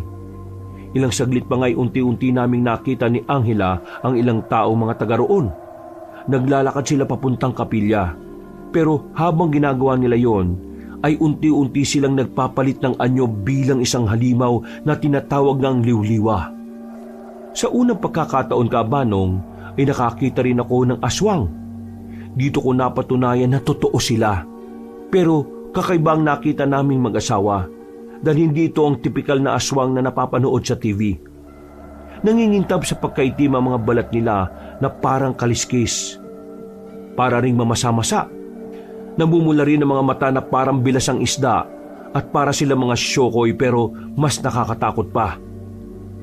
Napahawak patuloy sa akin si Angela dahil sa takot kaya hinimas-himas ko na lang ang likod niya bilang pag-alo. Konting tiis na lang, love.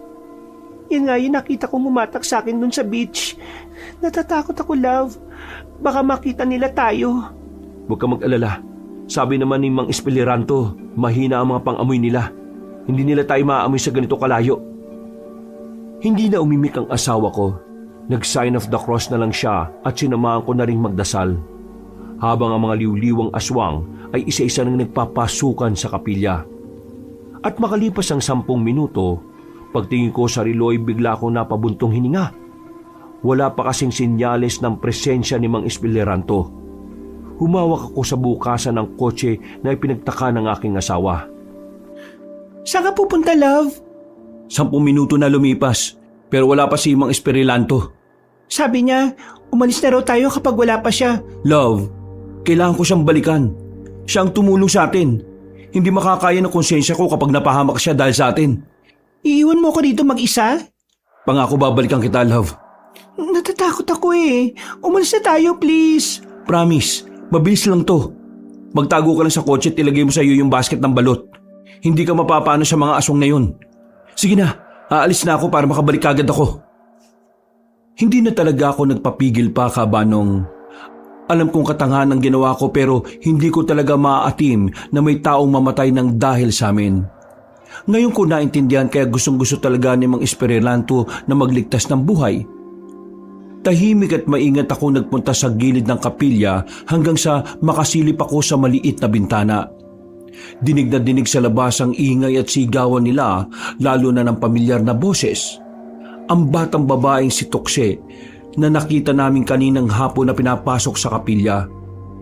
Tila lupaypay na at katatapos lang na uminom ng dugo. Nalaman ko yon dahil may bahid ang kanyang bibig at tila umaagos yun pababa. Kapansin-pansin din na parang may maliit na siyang itim na ugat sa ilalim ng leeg at magkabilang sentido. Mas lalo kong nagulat dahil ang mga kamay at paa niya ay nangingitim na para bang nagsisimula na ring magpalit ng anyo bilang liw-liwang aswang.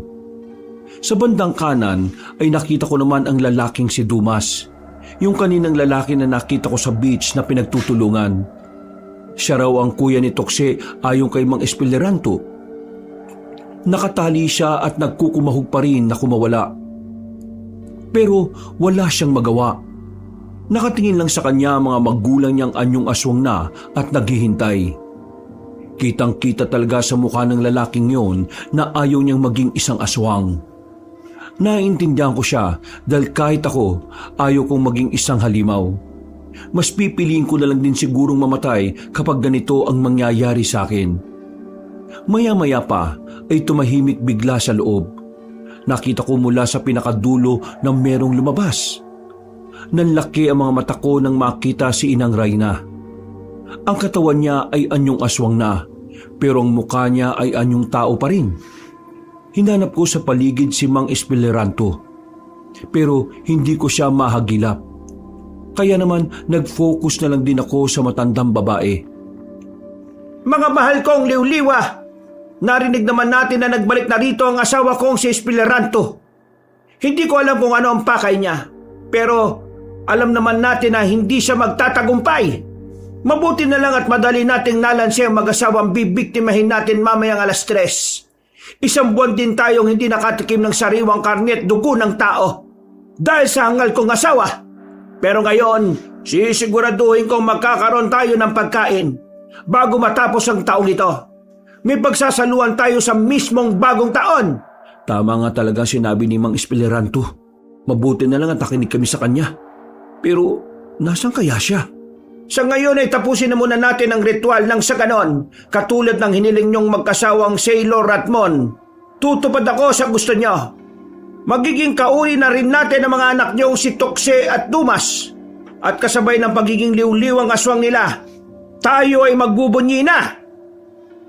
Habang nagsisigawan ang mga aswang sa tuwa, nakita kong lumapit ang mag-asawang aswang kay Inang Rayna. Dala ang mangkok at inabot ito sa kanilang lider. Kinuha yun ng matandang babaeng aswang at maya-maya lang, gamit ang matatalim niyang kuko, sinugatan niya ang kanyang pisngi. Mula roon ay tumagas ang masaganong dugo at sinalok niya yon sa mangkok. Nang mapuno na, ay sa kanya ay binalik sa mag-asawa. Dinala naman nila sa harap ni Dumas na nagkukumawag pa habang umiiyak at nagmamakaawa sa mga magulang.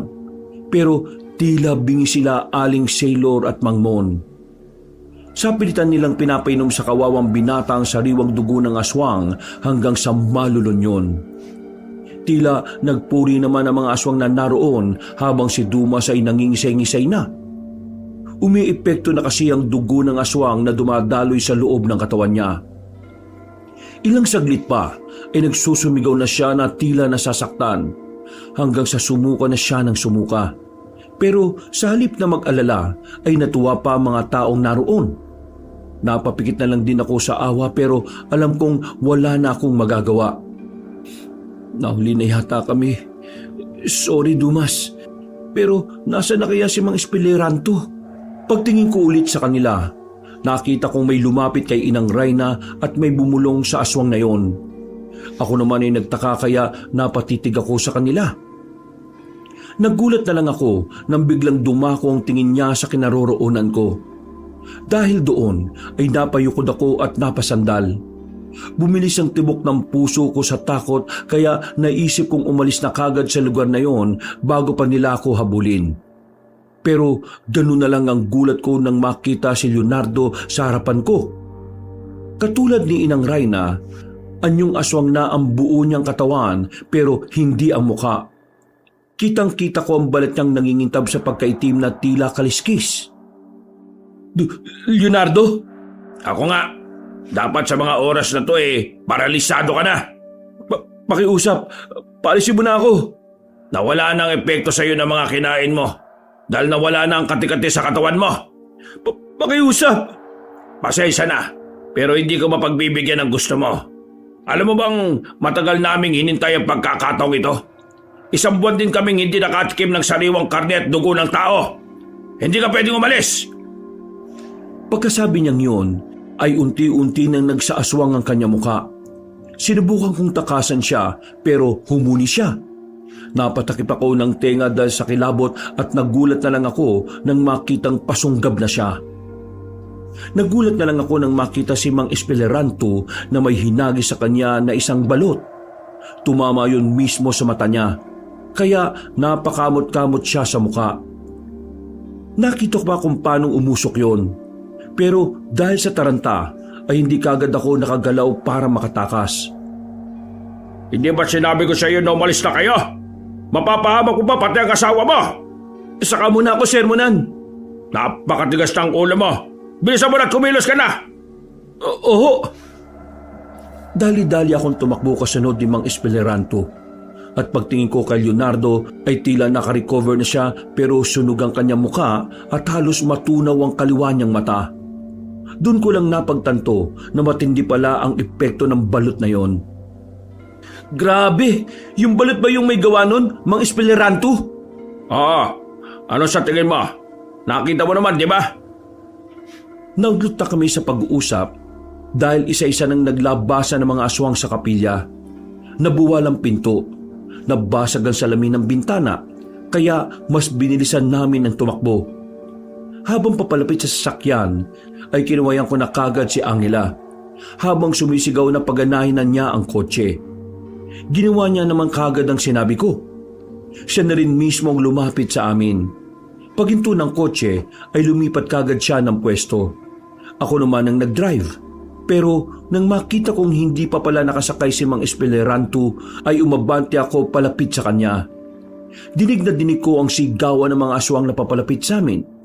Pero sa paghagis ni Mang Espeleranto ng balot, nang tumama ito sa mga yon ay tila nasunog ang mga balat nila. Naghiyawan ng mga nasa pool habang ang iba'y patuloy sa paghabol. Sakay na, Mang Espeleranto! Bilisan niyo po! Sakay na! Binuksan ni Angela ang pinto ng passenger seat at pumasok doon ang matandang Ginoo. Nang masiguro kong okay na ang lahat, ay pinaharurot ko na ang sasakyan. Habang nakatingin ako sa rearview mirror, nakikita kong sumusunod pa rin ang ibang aswang. Pero si Inang Rayna ay nakatigil lang at malakas na nagsasalita. Sige lang! Tumakbo lang kayo! Pero hindi niyo kami matatakasan! Malawak na ang nasasakupan ko! At kayang-kaya kong mapanawagan sa mga alagad kong liwliwa upang mahuli kayong 3. Hayaan mo na siya sa mga sinasabi niya. Hindi niya tayo mahuhuli. Nagtuloy-tuloy na kami hanggang sa hindi ko na sila makita. Maging ang mga sumusunod na aswang. Pero hindi pa rin kami nagpakampante. Dahil sabi nga ni Mang Espeleranto, mabibilis at mauutak din sila. Naging alerto kaming 3 hanggang sa meron nang kumalabog sa bubong. Napasigaw ang asawa ko habang napapatingala. Narinig ko na patuloy sa paggapang sa bubong ng kotse ang halimaw. Habang ako'y nakafocus sa daan, sina Angela at Mang Espeleranto ay nakatingala at parehong may hawak ng balot. Hanggang sa may biglang may tumusok na matulis na kuko. Tinamaan ako sa tagiliran kaya napapaling ang sasakyan sa kanan at kamuntikan pa kaming mahulog sa bangin. Pataas na kami at papunta sa isaw-isaw na daan. Mabuti na lang ay napreno ko kagad ang kotse At dahil dito'y tumalisik ang liwliwa at ito ang nahulog sa bangin. Dali-dali akong nagmaniobra ng sasakyan. Nang okay na ay pinaharurot ko na ulit ito. Panay-panay pa rin ang lingon ko sa rearview mirror hanggang sa may nakita na ulit akong dalawang aswang na sumusunod. Tumatalon-talon at naglalambara sila sa puno na parang mga unggoy. May mga aswang sa puno! Mag-ingat kayo! Kumalubog na naman ang bubungan ng kotse at sa pagkakataong yon ay halos mayupi na ito. Dalawang aswang kasi ang lumundag. Pero hindi katulad kanina, hindi na binigyan ni Mang Espiliranto ng pagkakataon ng mga yon. Binuksan niya ang bintana at hinagis pataas ang balot na hawak. Kumuha pa siya ng isa pa sa basket. Pero narinig na namin na naghihiyawan ang mga nasa bubong. Maya-maya ay bigla na lang silang nahulog at gumulong-gulong patalikod. Naiwan pa ang mga dugo nila sa likod ng kotse kaya hindi ko na tuloy nakita kung may sumusunod pa. Umaasa na lang din ako sa side mirror. Pero hindi ko rin napagandaan ang sumunod na pangyayari, Kabanong. Isang matinding pagkalabog ang nagpaalog ng sasakyan namin. Dahilan para mabasag ang mga salamin sa likod at sa magkabilang gilid. Mabuti na lang ay hindi nabasag ang nasa harapan kaya kahit papaano ay nakontrol ko pa rin ang kotse.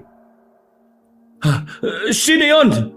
Lolo, umanda ka sa ginawa mo sa akin.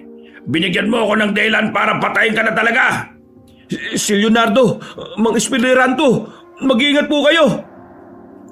Natigilan na ako ng unti-unting marinig ang paglagitik ng bubungan ng kotse. Hanggang sa tuluyan na nga itong matuklap. Tinapon ng halimaw ang piraso ng bubong at galit na galit kaming hinarap. Nang mapusilyap ako kay Angela, kitang-kita ko ang takot sa mga mata niya. Wala naman ako magawa dahil nagmamaneho ako ng kotse. Kaya nagre-rely lang din ako kay Mang Espiliranto at sa may waga niyang balot. Love, magpakatatag ka! Natatakot ako, love! Kayang-kaya natin to. Nandito lang ako sa tabi mo. Nandito rin si Mang Espiliranto. Manahimik kayo. Nakakaumay kayong dalawa. Ikaw ang manahimik. Hindi na bale. Dahil kapag nakuha ko kayong dalawa, sinisiguro ko sa inyong pahihirapan namin kayo ng gusto. Aray ko! Ang sakit! Ang sakit! Buti nga sa'yo. Sino may gawa nun? Ako, Apo! Inuulit mo na naman, Lolo. Ikaw na ang uunahin ko. Dapat na naibig ka na lang at nagtinda ng balot sa kung saang lupalop eh. Bakit ka pa bumalik dito para lang guluhin kami? Ang dami mong sinasabi, Apo. Hindi ka nagbana sa akin o sa tatay mo man lang. Nang insulto ka ba talaga, Lolo? Mamamatay ka na lahat-lahat. Pasensya na, Apo. Pero hindi ako mamamatay dito, kundi ikaw. Mamamatay kang matanda ka!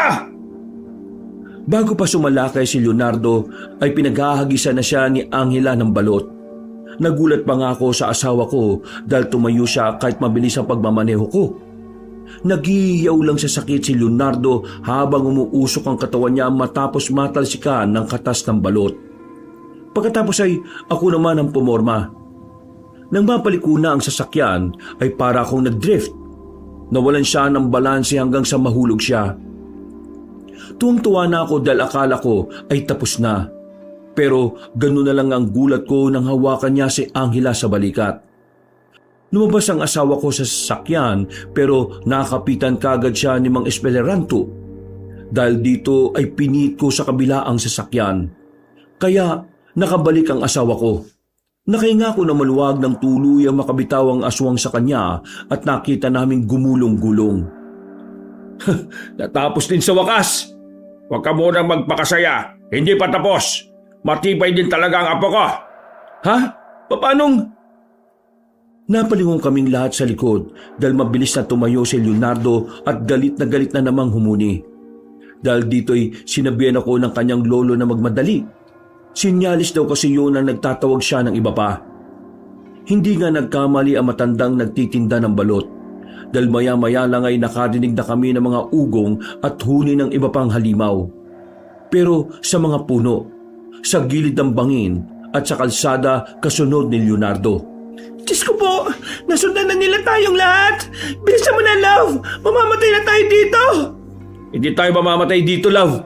Makakauwi pa tayo. Pangako. Nang makita kong umiiyak ang asawa ko, Kabanong, ay para akong nakonsensya. Naisip ko ang mga sinabi ng mga magulang ko. Bigla ko nagsisi at napasabi sa sarili na sana'y nakinig na lang ako sa kanila.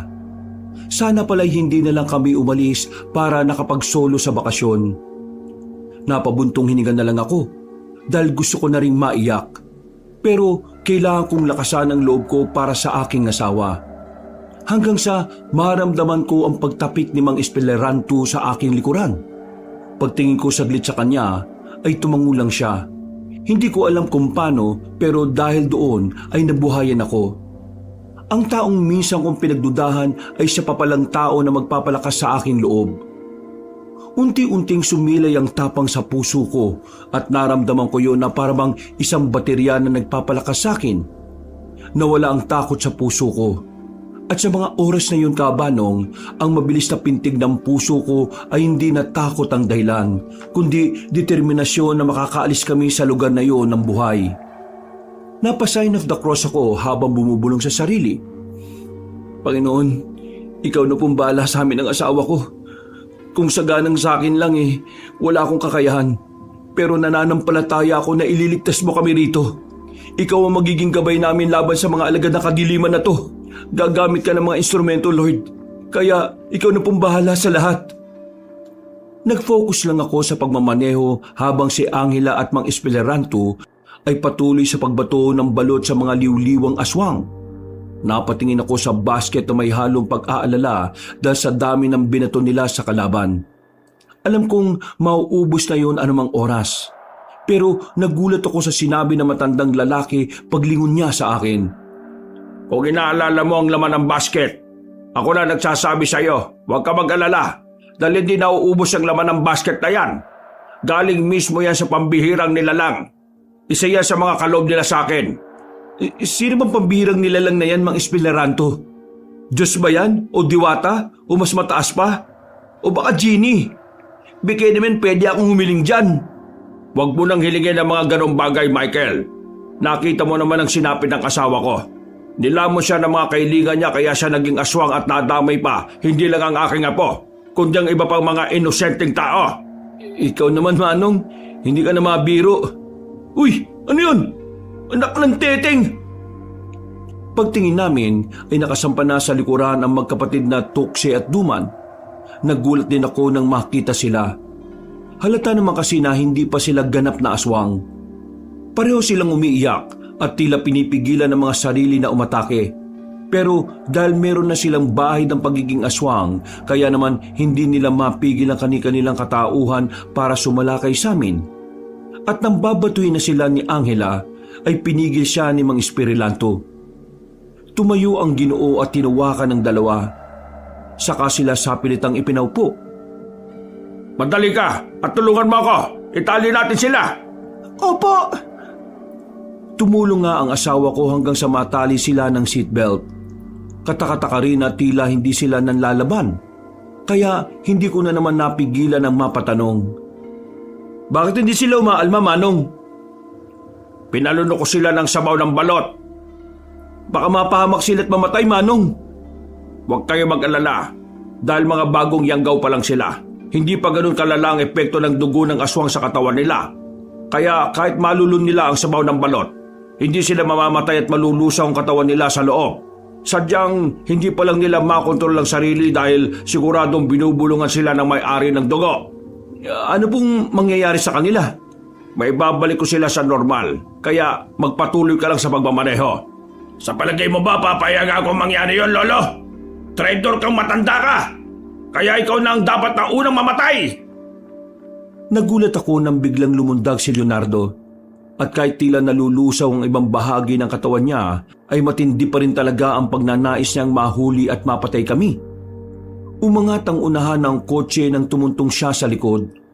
Nagulat ako, pero ang mas nakakagulat ay ang ginawa ng aking asawa. Tumayo rin siya at matapang na hinarap ang tila naaagnas na aswang. Love, anong ginagawa mo? Naiinis na ako sa mga aswang na to eh. Matapang kang babae ka, ha? Pasensya na, Mang Espeleranto. Kung nga pumuman ang aswang na ito, mamamatay na siya ngayon. Sunod-sunod ulit na hinagis ni Angela ang mga balot. Ang ilan ay hindi tumama sa mismong target, pero tumama naman sa mga nasa likod na humahabol na liwliwang aswang. Tumawa si Leonardo, kaya sinamantala yun ng asawa ko. Pagtingin ko saglit ay nakita ko kung paano niya isinalpak sa bibig ng aswang ang balot at doon piniga. Nalunok niya ang sabaw at dahil dito'y unti-unting nalusaw ang lalamunan niya, pati tiyan mula sa loob. Hanggang sa sumabog sa harap namin ang buo niyang katawan. Gulat na gulat kaming lahat, pero aaminin ko kabanong, naastigan ako sa ginawa ng asawa ko. At the same time, ay natakot na rin ako sa kanya. Kaya hindi ko na siya ginagalit simula nang mangyari yun sa amin. Isinipa ni Mang Espeleranto ang walang buhay na katawan ng kanyang apo. Nagpagulong-gulong yun at nang makita ng iba pang liwliwang aswang ay napahinto sila.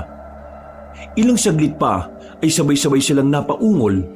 Nakakakilabot na parang nagtatawag sila ng kamatayan. Ramdam na ramdam ko ang kakaibang kadiliman sa buong paligid. Kaya muli akong napa-sign of the cross at iniisip na sana matapos na ang tila napakahabang kadiliman na ito. Napatay ko rin ang aswang na yon. Oo nga, love. Nagawa mo. I'm so proud of you. Ang galing-galing mo. Hindi pa oras para magsaya.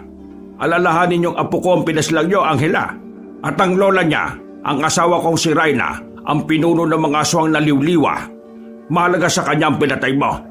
Kaya sigurado kong anumang oras nandito na siya. Inay ko po. Ano na pong gagawin natin, Manong?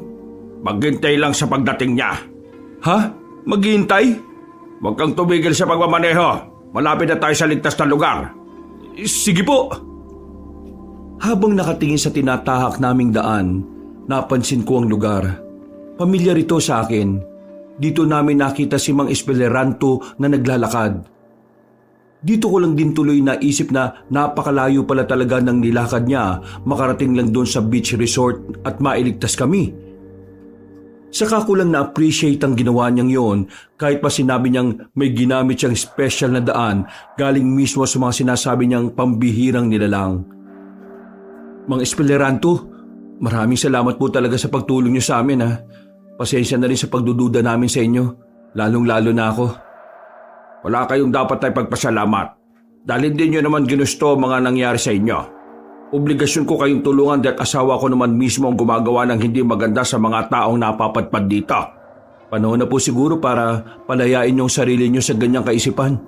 Sana ganun lang kadali ang sinasabi mo. Pero makakalaya lang ako kapag natapos na ang lahat ng ito. Kapag nakapagpahinga na kami ng asawa ko. Anong sinasabi niyong makapagpahinga na kayo? Huwag niyo pong sabihin na plano niyo rin na... Bago pa matapos ang sasabihin ko, ay nangisay-ngisay na ang dalawa pang sakay namin na sina Tukse at Dumas. Nag-alala kami mag-asawa pero ayon mismo kay Mang Espeleranto ay walang dapat ikabahala. Epekto raw yun ang pagtalab ng sabaw ng balot sa katawan ng magkapatid. Nakampante na rin ako nang mapasulyap saglit sa dalawa. Unti-unti na rin kasing nawala ang mga maiitim na ugat sa leeg at magkabilang sentido nila. Kahit yung mga kaliskis sa katawan ay bumabalik na sa normal. Nang akala naming ayos na ang lahat ay saka naman biglang may nangyari. Hindi ko rin napansin dahil sa bilis. Parang may kung anong lumapag sa unahan namin at nabunggo ko yun. Nauntog ang mukha ko sa manibela at pag-angat ko ng ulo ay nakita ko sa harapan na may pumipigil na sa sasakyan. Ganun na lang ang gulat ko nang makita na nga si Inang Reyna. Nasaan yung tao pa rin ang mukha niya pero ang buong katawan niya ay liwliwang aswang na. Ang mga mata niya ang nanlilisik sa pagkapula habang ang mga ngipin ay nagangalit. Mas lumaki rin siya kaysa sa ordinaryo niyang taas. Kaya mas kinabahan din ako. Inatras ko kagad ang sasakyan pero hinawakan niya ito at pinigil. Nakipagtagisan ako sa kanya. Pero umusok na lang ang unahan ng kotse ay wala pa rin nangyari. Para akong nakikipaggilahan sa higante o pader. Kaya sumuko na lang ako dahil baka mas lalo lang masira ang sasakyan. Sino ang pumatay sa apo ka? Magsilita kaya! Itigil mo na ito, Reyna! Itigil? Anong pinagsasasabi mong itigil, ha? Nahihibang ka na ba talaga, Espeleranto? Sabihin mo sa akin, sino sa mga yan ang pumatay sa apo natin? At bakit mo hinayaan na mapaslang ang apo natin sa harapan mo mismo? Sumagot ka! Dahil ako gumawa nun. Anong sinabi mo? Ulitin mo nga sinabi mo. Narinig mo naman, di ba, Reyna? Ako ang gumawa nun sa apo natin. Pinatay ko si Leonardo kaysa matulad ka rin niya at ng iba pa. Walang iya ka. Traitor ka talaga. Una, hinayaan mo na nga mamatay ang anak nating si Raimundo, ang tatay ng apo mo. Ngayon naman ikaw pa mismo ang pumaslang sa sarili mong apa? Hindi na talaga kita mapapatawad. Dapat doon palang pinatay na kita at hindi na hinayaang magpagala-gala pa para maging tindero ng balot. Gagamitin mo lang pala ito para pasakitan na naman ako. Gawin mo na ang gusto mo sa akin, pero hindi ko hahayaang may makuha ka sa mga kasama ko. Matagal ako nagtimpi na hindi ka patayin. Pero ngayon, sinisiguro ko mamamatay ka na ng tuluyan at makukuha ko ang mga kasama ko. Ang magkasawang yan ang magiging hapunan namin hanggang bagong taon. At ang magkapatid na yan, katulad ng kanilang mga magulang, magiging liw-liwang aswang din sila. Hindi kita papayagan. Tama na tong kasamaan mo, Reyna. Nakita kong sasabat pa sana ang asawa ko para sabihin siya ang pumatay kay Leonardo, pero pinigilan ko na siya. Lumingon sa amin si Mang Espeleranto at pagkatapos ay kumuha ulit siya ng ilang pirasong balot sa basket bago yun iniabot sa amin. Tumango siya at pabulong na nagsalita habang bumababa sa kotse. Alam mo na ang gagawin, Michael. Ikaw nang bala sa mga kasama mo. Ikaw na ang may hawak ng kaligtasan yung lahat. Opo, Manong. Mag-ingat kayo, ah. Wala na akong dapat ingatan pa. Kayo ang mag-ingat at mabuhay kayo. Sige na!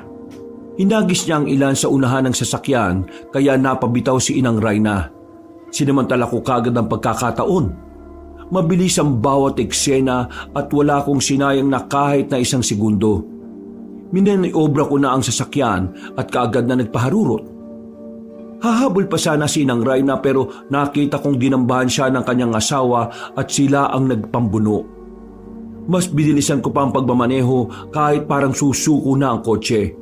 Hanggang sa mawala na sila sa paningin namin. Tanging mga sigawan na lang ang naririnig namin at pag-angil. Pagtingin ko saglit kay Angela ay nakita kong umiiyak siya kaya hinawakan ko siya at hinimas-himas sa braso. Ano ba to? Bakit ako umiiyak? Ano bang nakakaiyak? Dapat natatakot ako sa mga oras na to eh. Nakakainis. Ayaw tumigil ng luha ko, love. Umiyak ka lang, love. Walang problema. Paano na si Mang Espeleranto? Okay lang ba na iniwan natin siya? Hindi ko alam, love. Pero wala na tayong magagawa eh. Kailangan na lang natin makaligtas dito para hindi masayang ang pagsasakripisyo niya. Sana makaligtas siya, love. Sana lang talaga. Ipanalangin natin makakaligtas siya. O sana man lang samaan siya ng mga sinasabi niyang pambihirang nilalang na yun. Bago pa makasagot ang asawa ko, nakarinig na naman kami ng malalakas na hiyawan ng mga aswang. Ilang saglit pa nga pagtingin namin sa likod ay meron ng nasa 6 na sumusunod. Ang dalawa sa mga yun ay ang mga magulang ni Tukse at Dumas na wala pa rin mga malay hanggang ngayon. Nagpunas na ng luha si Angela at tinawakan ng basket. Dumukot siya kagad ng balot doon at pinaghahagis sa mga halimaw. Tinamaan kagad yun ng 4 na magkakasunod pero sina Aling Sailor at Mang Mon ay nakaiwas. Hindi pa rin tumitigil ang asawa ko pero hindi niya talaga matamaan ang mag-asawang aswang. Panay kasi ang pag-iwas ng mga yon kaya naisipan kong magpalit na kami. Diretso naman ang daan, ang nasa gilid na namin ay mahabang bukirin. Si Angela na ang nag-drive ng kotse at eksaktong parehong nakatungtong ang mag-asawang liwliwa sa likod. Galit na galit sila nang makitang bumalik na sa pagiging normal na tao ang mga anak nila.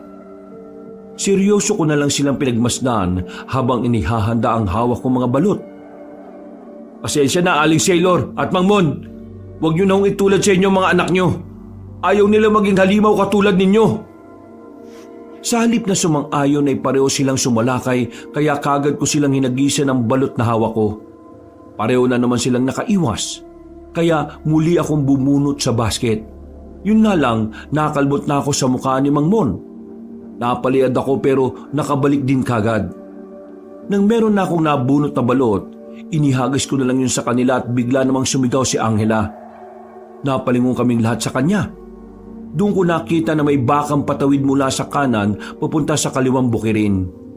Dahil sa bilis ng pagmamaneho ng aking asawa, kagad niyang pinihit pa kanan ng sasakyan. Nagdire-diretso kaming lahat sa bukid at tuminto roon. Tumalsik ako sa labas, malapit sa ilog. Tumayo kagad ako at pinagmasdan si Angela. Wala na siyang malay dahil nauntog siya sa manibela ng kotse. Pero ang ilaw ng sasakyan ay nanatiling nakasindi kaya maliwanag ang paligid. Pagtingin ko sa magkapatid na nasa passenger seat ay wala pa rin silang malay at nanatili lang doon. Naka-seatbelt kasi sila. Iginala ko kagad ang tingin dahil wala sila Aling Sailor at Mangmon. Pagdako ko sa bandang ilog, nakita ko ang basket na unti-unti nang inaanod ng tubig. Hahabulin ko sana yon pero biglang dumating na ang mag-asawang aswang. Duguan din sila at mukhang mga nangihina na kaya nagtaka ako. Pero dahil wala rin naman akong sandata kaya umatras ako ng paunti-unti hanggang sa ma-corner ako sa unahang kotse.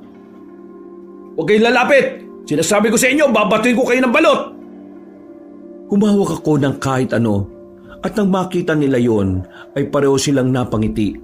Pagkatapos ay patuloy silang naglakad kahit halatang nangihina na. Nang abot kamay na nila ako, napapikit na lang ako at naghintay sa aking kamatayan. Pero nagulat ako dahil ilang segundo ang tinagal, wala pa ring nangyayari. Pagdilat ko ng mga mata ko, ay gano'n na lang ang gulat ko nang makita na unti-unti silang parang nalulusaw. Habang bumubula ang mga bibig, unti-unti ring tumagas ang itim na dugo sa kanilang mga mata. Ilong, tenga at bibig, hanggang sa tuluyan na ngang natunaw at naging abo. Hindi ko man alam kung ano ang nangyari, pero sigurado kong nagtagumpay si Mang Espeleranto sa pagpatay sa sarili niyang asawa, na siyang pinuno ng mga liw-liwang aswang. Pero hindi yun ang inaalala ko, kundi ang mahiwagang basket na hindi nauubusan ng balot galing sa mahiwagang bibe. Hinanap ko yun sa ilog pero hindi ko na talaga nakita. Pagbalik ko ng sasakyan, nakita kong nagising na si Angela kaya dali-dali ko siyang inakay at niyakap ng maigpit habang umiiyak. Ano nangyari, love? Tapos na. Sigurado kong napatay na ni Mang Espeleranto si Inang Rayna. Ha? Nasaan siya? Hindi ko rin alam, love eh. Pero sigurado akong tapos na. Ligtas na tayo. Buhay tayo at maraming salamat sa Diyos. Dininig niya ang panalangin ko. Pinalabas naming aksidente lang ang nangyari. Kaya wala na rin masyadong nagtanong patungkol dito. Samantala, kinupkup po naming mag-asawa ang magkapatid na Tuksi at Dumas. Sila ang naging katiwala namin sa pinapatayo naming bahay. At sa wakas, naging kasunduri ng asawa ko ang aking buong pamilya. Matapos naming makipag-open forum, dito namin naalaman na miscommunication lang ang lahat. Kaya tuwing bagong taon, katulad ngayon, ay nauuna pa kami sa reunion. Tuwing summer naman ay nagpupunta kami sa lugar kasama ang magkapatid. Pero simula na mangyari yon, hanggang ngayon ay hindi pa rin namin nakikita si Mang Espeleranto. Ang lugar ay nagmistulang abandonado. May mangilan-ngilan kaming nakikitang tao pero ayon sa magkapatid na Tuksi at Dumas ay hindi yun mga taga roon. Baka dumayo lang din katulad namin. Sa awa po ng Diyos Kabanong ay naging maayos naman ang aming buhay hanggang sa mga oras na to. Dahil sa nangyaring yon ay marami akong natutunan katulad ng pakikipag-usap ng tama para maiwasan ang mga hindi pagkakaunawaan. Pagiging kontento sa buhay, pag-iingat sa mga lugar na napupuntahan at higit sa lahat ay ang pagpapahalaga sa pamilya. Habang nakakasama pa natin sila, sulitin na natin ang oras. Alisin natin ang tampuhan, makipag-ayos tayo, gumawa ng mabuti, makipagpatawaran, bumuo ng masasayang alaala, mag-enjoy at palaging nagpapasalamat sa Diyos. Dahil hindi natin hawak ang oras at ang takbo ng mga pangyayari. Kung inakala nating mabagal ito kung minsan, kapag nawala ang pinakamamahal natin, doon natin mapagtatanto na mabilis ang oras at panahon. Maraming salamat po sa pakikinig. Maligayang Pasko at manigong bagong taon sa ating lahat ng mga kayanggaw at kabangers. Pagpalain tayong lahat ng ating Diyos na buhay. Mga kabangers, mga kayanggaw, maraming salamat po sa pakikinig muli sa ating kwento ngayong araw na ito. At kung bago lang po kayo sa ating channel, kung maaari lang po'y pindutin nyo ang subscribe button at ang notification bell para lagi po kayong nanonotify pag may mga bago tayong mga videos. Mag-iwan na rin po kayo ng comment at pindutin ang like button. Kung medyo nabitin po kayo, iniimbitahan po namin kayo na bisitahin ng iba pa natin mga channel. Ang Pamela Clamil Channel kung saan nagnanarita ko bilang Lolo Pael at ako rin po bilang Kabanong. At kung gusto naman po na may pinapanood, bisitahin niyo po yung bagong-bagong channel natin na Kabanong version 2.0 kung saan meron na pong moving images doon. Habang nakikinig kayo ng ating narration na meron na pong music and effects. O hindi ba mas maganda? Huwag niyo rin pong kalimutan na mag-subscribe para makasama kayo sa first 100,000 subscriber ng channel na yon. At para hindi kayo mahirapan na hanapin ang nabanggit na channel, ilalagay po namin sa description at sa pinned comment ang links ng mga nasabing channel. Hanggang sa susunod na mga kwento, wakas! Marami sa atin ang hinihiling na